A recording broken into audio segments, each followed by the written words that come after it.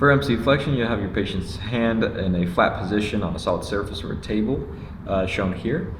First thing you will have your patient do is perform a full MC flexion while keeping these two joints straight. So go ahead and do that for me, Rach. Okay, and then come back down. Now, because she was able to do this, we know that she's at least a 3.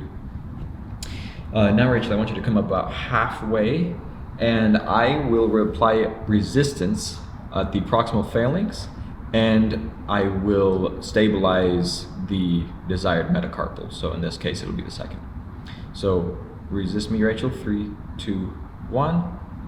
Resist me. 3, 2, 1. Notice I'm doing it to all of the digits in her hand. 3, 2, 1. Just like that. Now, if she was not able to perform flexion of the MC joint, then we can have her in a gravity eliminated position as shown here, but I mean, how much does a finger weigh? So I will leave that up to your discretion.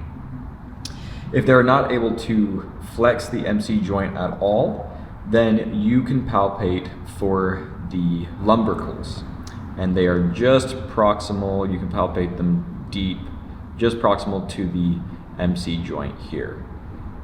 If you feel these muscles firing, that will be a 1, and if you do not feel them firing, that will be a 0.